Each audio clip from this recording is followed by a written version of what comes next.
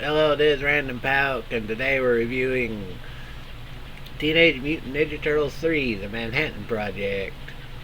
Now, this game is really similar to the Ninja Turtles arcade port, and it's also made by Konami. The graphics, the voice acting, everything in this game is really well done. You know, for NES standards, this was actually a really well done game. Unlike the other one where they start off jumping into the burning building to save April, they're just chilling on the beach. Well, suddenly, something happens on TV. So the story is a little bit different than the arcade version. But once again, the cutscenes and the graphics are actually really well done. And just like in the NES original Turtles, Shredder appears on the television.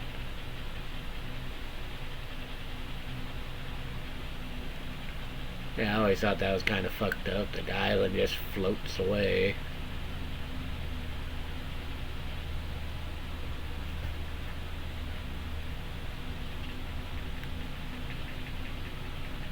Yeah, the music is really Nintendo style, but the music actually works in this game.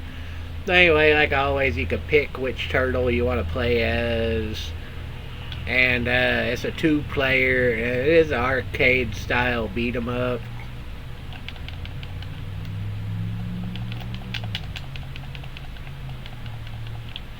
And unlike the comics, the fucking henchmen are robots, which is pretty normal for the Ninja Turtles. But I gotta say, it's still a really fun game. Yeah, you got your special move like I just did. You got your regular moves. And each of the Foot Clans are pretty much color coded. You can tell what they're capable of doing by what color they are. Which I thought was interesting.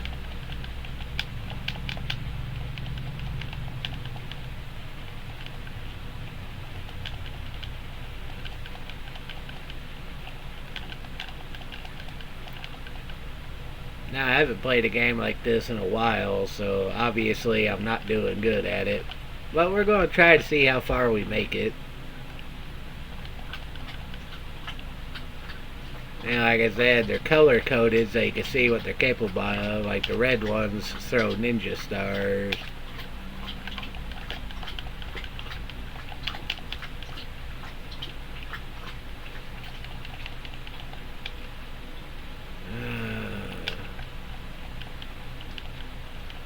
I forgot about the throw move, which now I remember. That's probably your strongest move in this game, is your throw move. You can do that by hitting down and attack.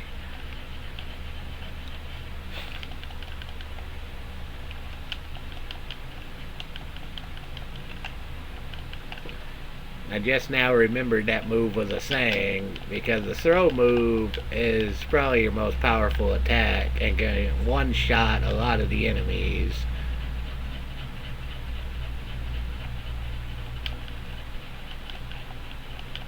So I need to start using it more. I lost one life early because of my stupidity, but I did forget about that throw move until just now.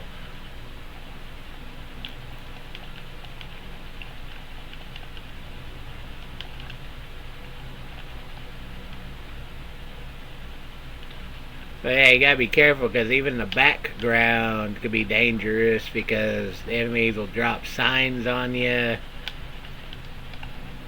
and all sorts of other bullshit.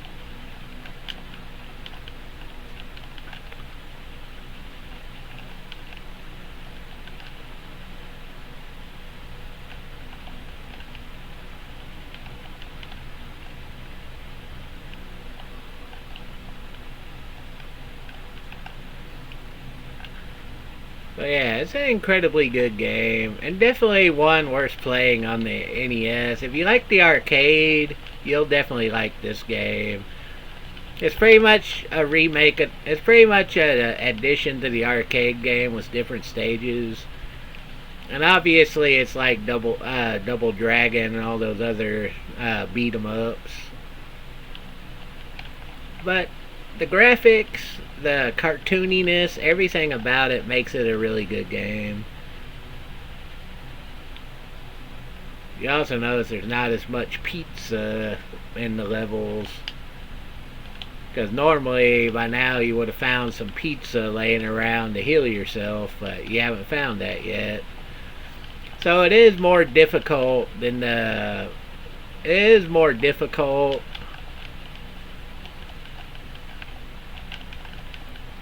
And no, we didn't go into the options, so we didn't change anything. Everything's still basic.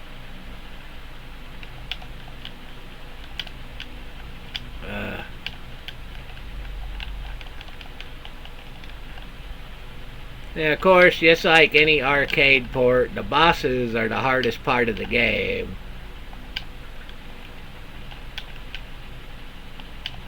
Old Rocksteady here with his machine gun.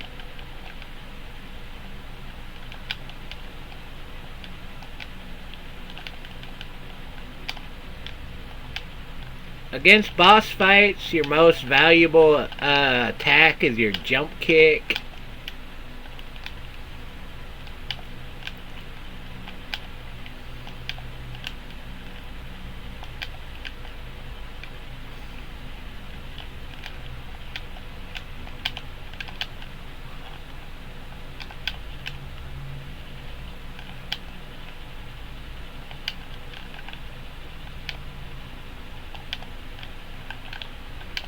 And of course, they start blinking and change colors when they're about to die. But yeah, your most valuable attack on most boss fights is your jump kick. Because if you stand there and try to fight them, you always take a shitload of damage. But the jump kick is very effective. And then, just like in the other one, you get the different stage styles. Like the next part is the surfboard scene. And yeah, overall, a really good addition to the Ninja Turtles. But I always wondered, why did they never make another Ninja Turtles like the first one? The first one was a side-scroll adventure. Why did they never make another one like that? I mean, these arcade-style ones are really good, but I always have to wonder why they never made another adventure style like the first one. Because the first one was actually really good. I know a lot of people didn't like it, but it was actually talking too much and not paying attention to what's happening. But yeah, why did they never make another one like the first one? Because the first one was really good, and it didn't get a lot of credit, I don't think, but it was definitely a great NES game. And most people, I don't know if they just didn't like it, but it was a great side-scroller. It really was.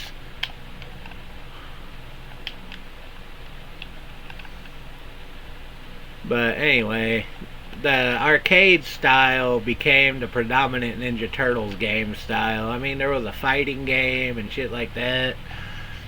But just like Castlevania and Metroid, this became the predominant style of Ninja Turtles. You know, just like Castlevania became Metroidvania. So that's what this game turned into. And it's a good series, like I said. They did a good job. I just wish there was more adventure games like the first Ninja Turtles, because that had a lot of promise. It just didn't... Oh. Yeah, these damn things.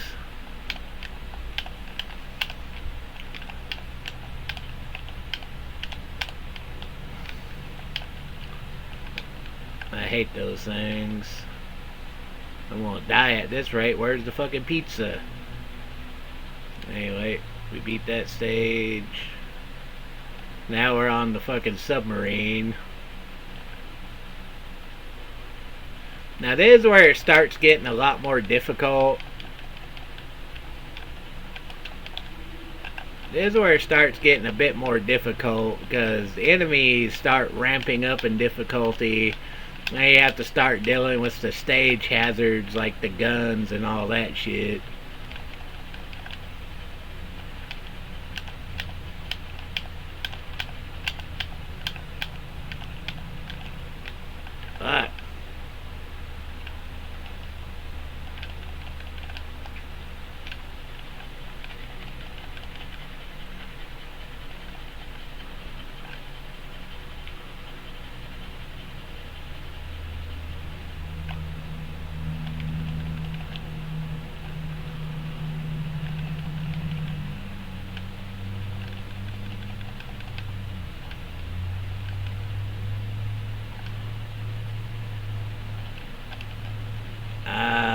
There's two of them.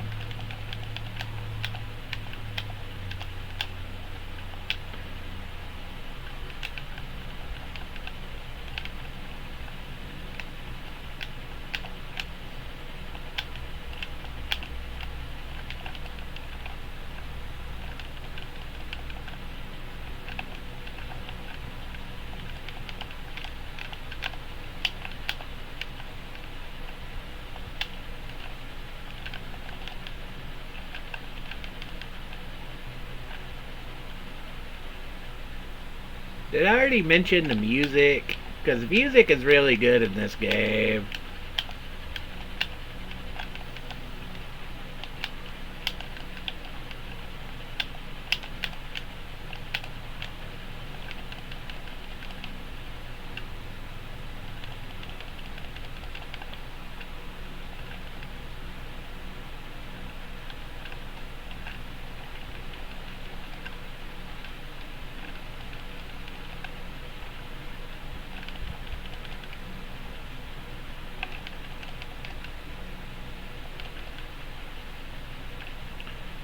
Oh, now you gotta be careful on this stage because he can actually walk off the submarine and die instantly.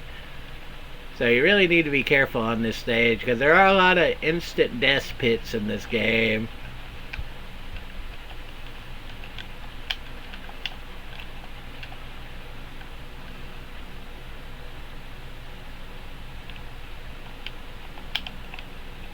Ah! Like I almost did there. So you gotta be careful. There are instant death pits in this game that will kill you if you're not careful.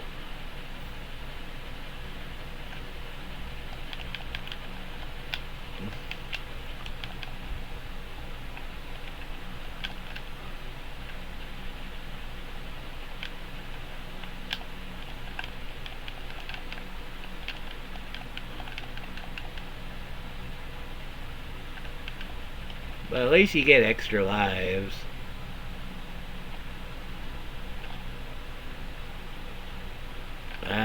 This Minotaur asshole. I always hated him.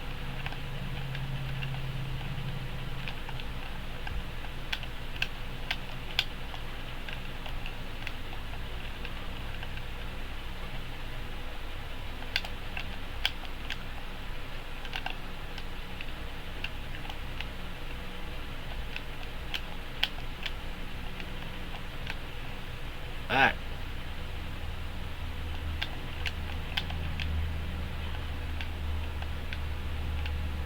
You gotta be really careful on how you dodge them.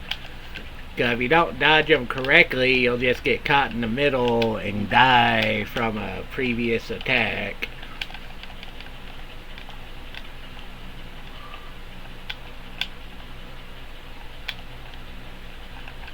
But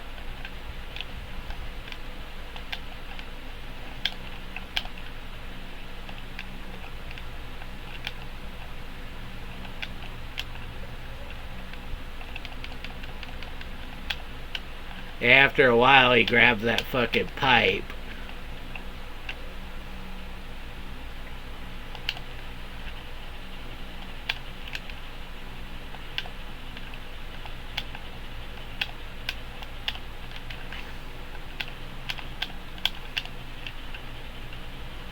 Yeah, he's kind of tough because it's hard to hit him. You gotta be really careful on how you decide to hit him.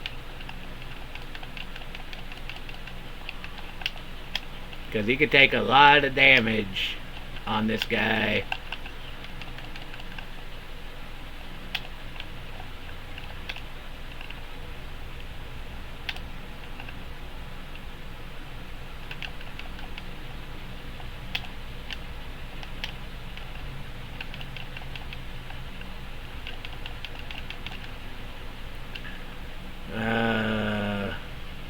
And there's a little splinter there. You get multiple continues, and of course you can pick your next turtle. It doesn't really matter which turtle you pick, but every time you die a continue, you start over at the beginning of the stage, so you gotta go through all the shit again. And like I said, there's a power move. Like most of these games, when you do the power move, it drains your health. And it doesn't always want to work.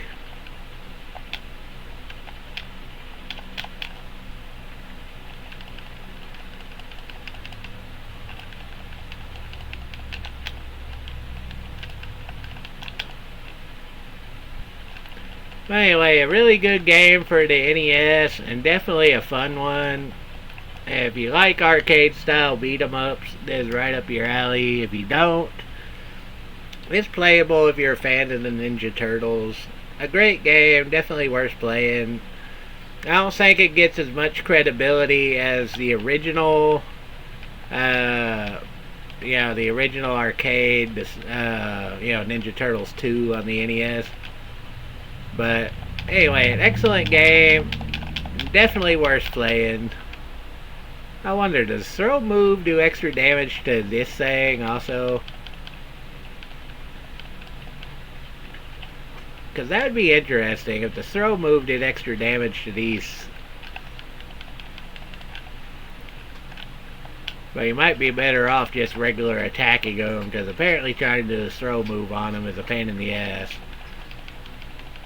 Plus, apparently you can get more hits in with your regular attack. Yeah. But anyway, excellent game, good style, good graphics, good music. Definitely an excellent NES game. And there are several games, like I said, that took this style, like Hyperstone Heist on Sega and other shit like that. So there are plenty of these Ninja Turtle games that are actually really fun and definitely challenging. I would definitely say an NES classic. Well, anyway, we're about to end this review. If you like my videos, please follow and subscribe. And this game still holds up, so check it out today and enjoy it. I'll see you in the next video. I'm going to end this one here, though. So y'all have a good night and weekends.